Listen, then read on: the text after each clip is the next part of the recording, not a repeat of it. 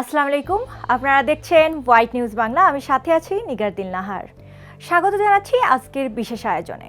পাকিস্তান ও বাংলাদেশের সম্পর্কের নতুন অধ্যায় রচিত হচ্ছে শিক্ষা সহযোগিতার মধ্য দিয়ে। পারস্পরিক সম্মান, আস্থা এবং ভবিষ্যৎ প্রজন্মের ক্ষমতায়নের লক্ষ্য চালু হয়েছে পাকিস্তান বাংলাদেশ নলেজ করিডোর উদ্যোগ। এই উদ্যোগের অন্যতম গুরুত্বপূর্ণ অংশ হল আল্লামা মোহাম্মদ ইকবাল স্কলারশিপ কর্মসূচি, যার মাধ্যমে বাংলাদেশের মেধাবী শিক্ষার্থীদের জন্য পাকিস্তানে উচ্চশিক্ষার সুযোগ সৃষ্টি করা হয়েছে। এই স্কলারশিপের আওতায় শিক্ষার্থীরা পাকিস্তানের স্বনামধন্য সরকারি বিশ্ববিদ্যালয়গুলোতে স্নাতক, স্নাতকোত্তর এবং পিএইচডি পর্যায়ে অধ্যয়ন করতে পারছেন। প্রকৌশল, তথ্য প্রযুক্তি, চিকিৎসা বিজ্ঞান, প্রাকৃতিক বিজ্ঞান, সমাজবিজ্ঞান, ব্যবসায়ে, প্রশাসন সহ বিভিন্ন অগ্রাধুনিক বিষয়ে তারা উচ্চশিক্ষা গ্রহণের সুযোগ পাচ্ছেন। শিক্ষার্থীদের জন্য টিউশন ফি মওকুফ, আবাসন সুবিধা এবং অন্যান্য একাডেমিক সহায়তা প্রদান করা হচ্ছে, যাতে তারা সম্পূর্ণ মনোযোগ দিয়ে পড়াশোনা ও গবেষণায় অংশ নিতে পারেন। এর পাশাপাশি আন্তর্জাতিক মানের গবেষণাগার, অভিজ্ঞ শিক্ষক এবং বহুমাত্রিক সাংস্কৃতিক পরিবেশ তাদের জ্ঞান ও দক্ষতা বিকাশে গুরুত্বপূর্ণ ভূমিকা রাখছে। সম্প্রতি এই কর্মসূচির আওতায় দ্বিতীয় ব্যাচের বাংলাদেশি শিক্ষার্থীরা পাকিস্তানে পৌঁছেছেন।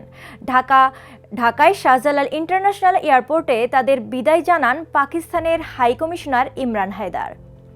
এবং পাকিস্তানে পৌঁছানোর পরও করাচির জিন্নাহ ইন্টারন্যাশনাল এয়ারপোর্টে তাদের উষ্ণ অভ্যর্থনা জানানো হয় সংশ্লিষ্ট কর্তৃপক্ষের পক্ষ থেকে।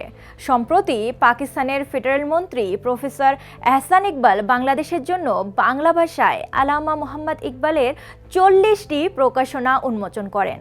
তিনি তার বক্তব্যে বলেন, ইকবালের দর্শন, বিশেষ করে ক্ষুদি বা আত্মচেতনার ধারণা, আজও তরুণ প্রজন্মকে আত্মবিশ্বাস, নেতৃত্ব এবং সৃজনশীলতার পথে অনুপ্রাণিত করে। তিনি শিক্ষার্থীদের একাডেমিক উৎকর্ষ অর্জনের পাশাপাশি দুই দেশের মধ্যে সেতুবন্ধন গড়ে তোলার আহ্বান জানান।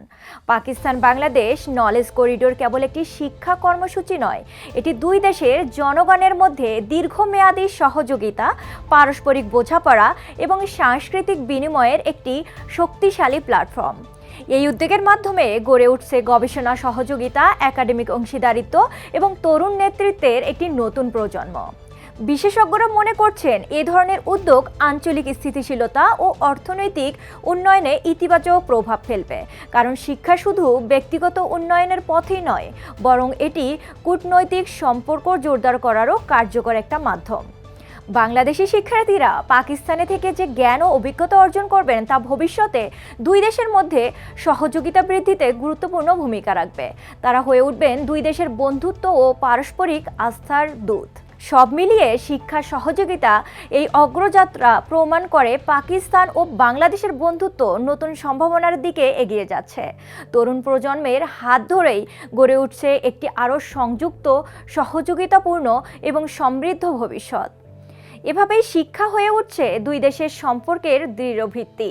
আজকের বিশেষ আয়োজনে এখানেই শেষ করছি। দেখার জন্য ধন্যবাদ। আল্লাহ হাফেজ।